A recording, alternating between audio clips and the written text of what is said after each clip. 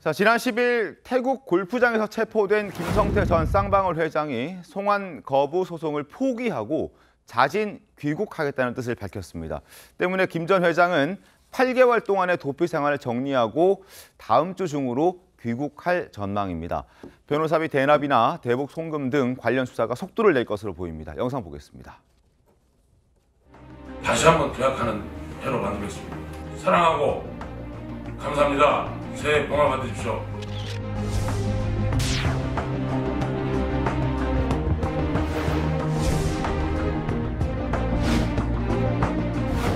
무슨 S 회사가 저하고 무슨 관계가 있어가지고 그분이 제 변호사비를 대신해 줍니까? 그 근거를 일단 찾아내야 말이 일단 될 거고요.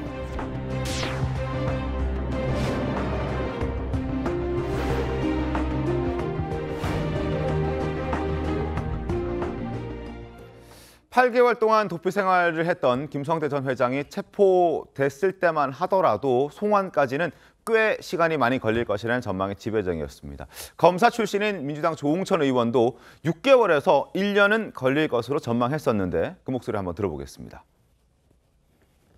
그 쌍방울 김성태 회장, 네. 난 그게 더 걱정입니다. 지금으로부터 6개월에서 1년 후에 김성태 회장이 귀국을 한다. 예. 그러면 7월 달 이후 올해 하반기 내지 내년 초에 귀국을 한다?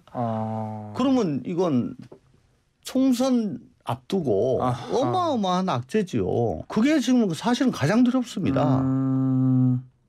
제일 상상하기 힘든 거고 여당에서는 이 상황을 즐긴다는 얘기까지도 있습니다. 지금. 자, 그런데 모두의 예상을 깨고 보기 좋게 빠른 귀국을 선택했습니다. 그 이유가 뭘까요? 신문들은 여러 가지로 분석하고 있습니다. 일단 첫 번째, 이건 뭐 어제 다 만들어진 뉴스라서 오늘 귀국한다 뭐 이르면, 그리고 이번 주 귀국한다 이런 얘기들이 있습니다만 그건 계속 바뀌는 거고요. 자, 보겠습니다. 어떤 이유였는지. 일단 김 전 부회장은 태국 법원의 불법 체류 여부 심사를 받기 전에 쌍방울 관계자에게 먼저 자진 귀국 의사를 밝혔다고 합니다. 김 전 회장이 귀국해서 검찰 수사에 협조하겠다, 밝힐 것은 밝히겠다. 왜냐? 회사에 대해서 미안하다라고 생각하기 때문입니다. 그리고 더 이상 쌍방울이라는 그 그룹에 피해를 주지 않도록 하기 위해서 빠른 귀국을 결정했다. 버텨봤자 어차피 귀국해야 되는 거 빨리 들어오겠다. 피해를 덜 주기 위해서. 그리고 또 하나, 서울신문은 이렇게 분석했습니다.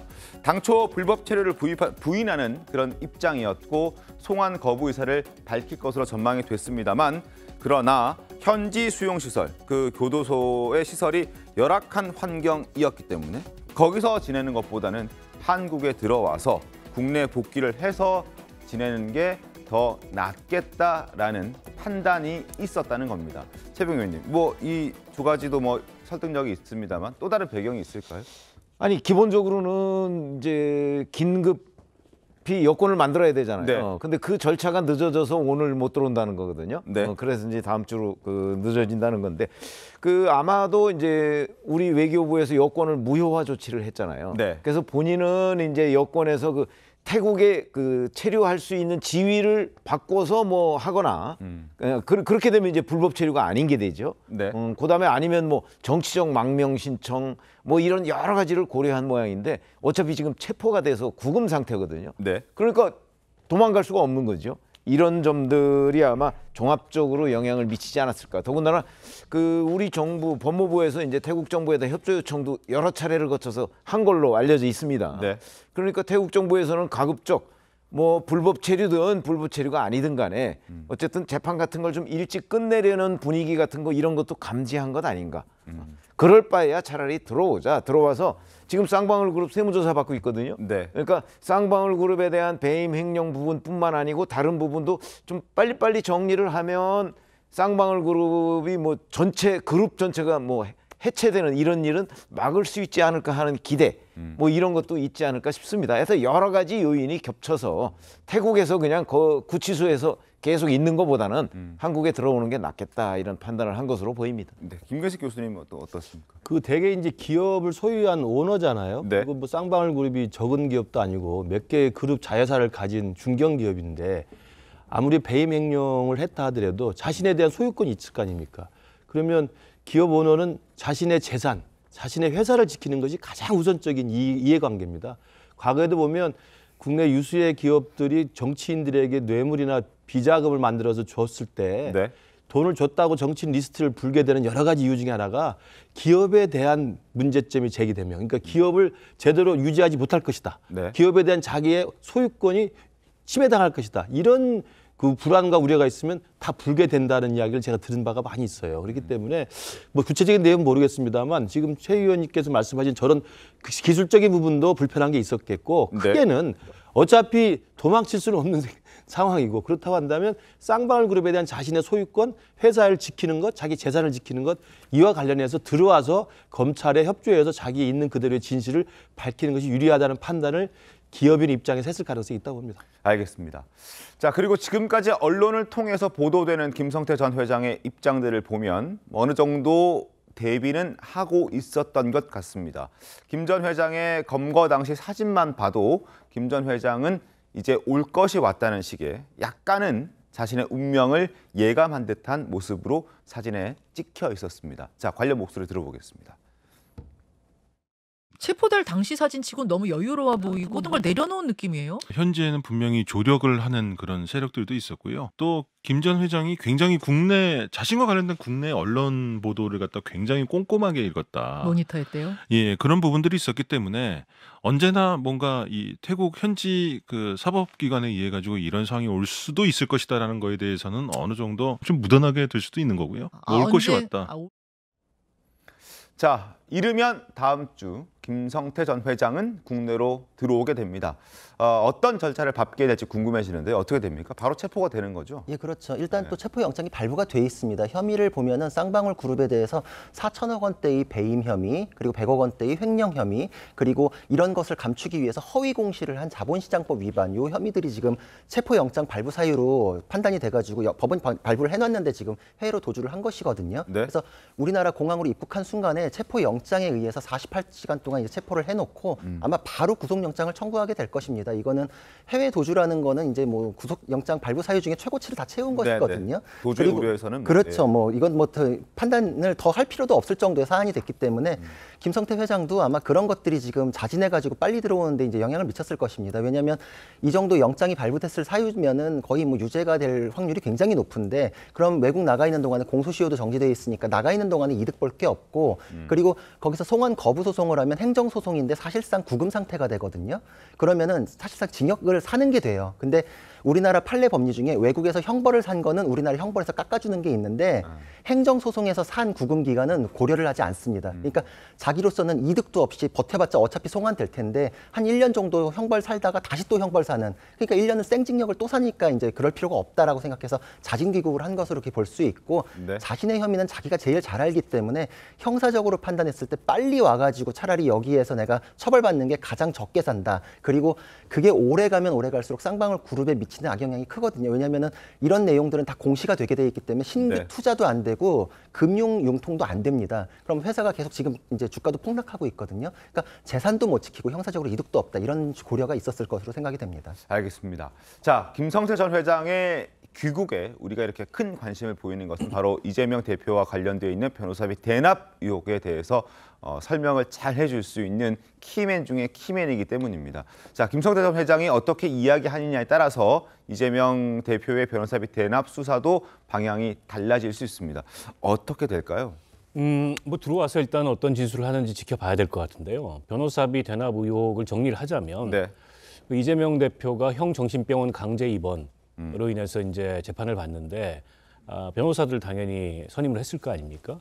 그 과정에서 그 이재명 변호인단에 참여했던 분들이 나중에 보니까 쌍방울 사회이사로 다수 영입됐고, 그리고 이제 성과급 명목에 네. 전환사채를 받았다. 그래서 연결해 보면 그 전환사채가 사실상 쌍방울 그룹이 대납한 이재명 대표의 변호사비 아니냐, 이제 이런 의혹을 검찰이 갖고 있어요. 관련해서 수사가 전혀 안 된 건 아니고 해당 변호인들이 뭐 압수수색도 당하고 소환도 되고 수사를 진행을 했는데 그때 별다른 혐의를 찾지 못했습니다. 그럼에도 불구하고 여전히 이제 검찰은 여기에 대해서 의혹을 갖고 있고, 특히 이재명 대표의 측근 중에 한 사람이었던 네. 이화영 전 부지사가 쌍방울 그룹으로부터 이제 여러 명목의 뇌물을 받은 혐의로 지금 구속 기소돼 있지 않습니까? 그래서 한층 그런 의혹이 짙어지고 있는 상황인데 이게 그 민주당이나 이재명 대표 입장에서는 이미 일단락된 사건이다. 해당 변호사들 압수수색도 하고 소환 조사도 했는데 별로 나온 거 없지 않냐. 근데 이게 계속 검찰이 사건을 부풀리고 있다. 이렇게 항변을 하고 있어요.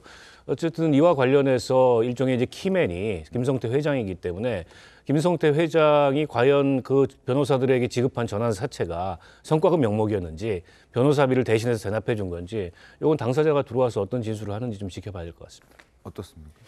글쎄요, 뭐 지금 뭐 성과가 있었는지 없었는지 그 변호사들 이런 문제는 지금 아직 그 저희가 판단하기 이르다고 봅니다. 무슨 얘기냐면 사실 그 이제 변호사들이 그 계열사 쌍방울 그룹의 뭐 본사나 계열사의 사회이사, 감사 뭐 이런 걸로 많이 취업을 했거든요. 근데 이게 한두 명이 아니에요. 네. 뭐 거의 7명 수준까지 제가 그 셌었는데 그 정도라면 이게 우연히 생길 수 있는 게 아니거든요. 그러면 이 사람들이 왜 이재명 대표의 변호사들이 전부 다 쌍방울 그룹에 가서 순차적으로 그렇게 그런 사회이사나 감사 같은 걸 했느냐.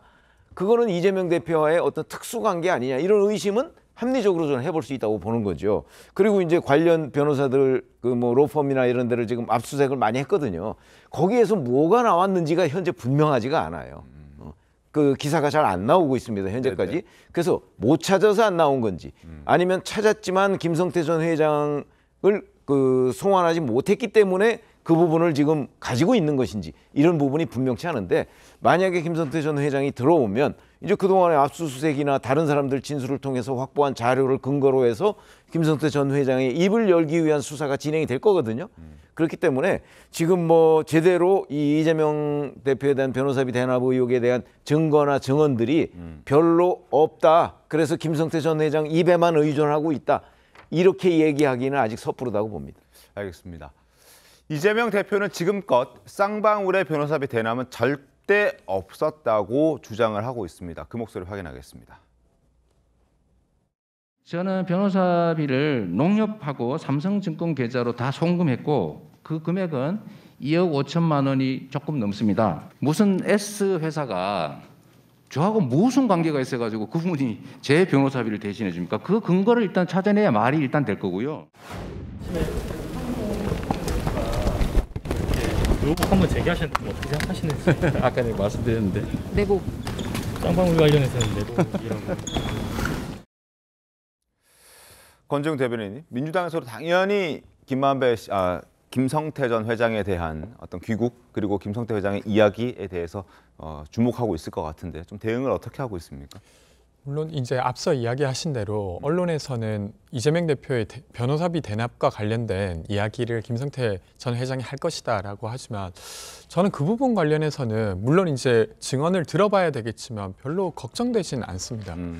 실제로 변호사비를 아예 납부하지 않은 것이 일단 아니고 네. 그 변호사의 일이라고 하는 게 되게 여러 가지 일들을 하기 마련인데 그것이 좀 겹쳐졌다는 것만으로 그것이 변호사비 대납이라고 말하기는 좀 어려운 것 같아요. 그래서 앞서 이야기해 주신 대로 이것이 수사가 아예 안 된 바가 아니기 때문에 더욱 이렇게 말씀드리는 거고 이 사안이 사실 좀 주목됐던 건 이재명 대표가 이제 경기지사일 시절에 이화영 평화부지사가 있었는데 이화영 부지사께서 사실은 평화부지사를 하는 기간에도 쌍방울의 법인카드를 쓰고 네. 이런 것들이 드러나면서 더욱 이 의혹이 짙어진 것 같아요. 근데 좀 시간이 지나면서 보기에는 이화영 부지사의 어떤 그 부정행각과 이재명 대표와의 이렇게 직접적인 연관성은 있다고 확인되지 않은 바여서 크게 걱정되지는 않습니다. 알겠습니다. 상황을 계속 좀 지켜보겠습니다. 뭐 이르면 뭐 또 이번 주 얘기도 있고 뭐 늦어도 다음 주에는 들어오지 않을까 귀국할 것 같습니다. 어떤 상황이 될지 들어오면 그 입을 저희도 한번 집중해 보겠습니다.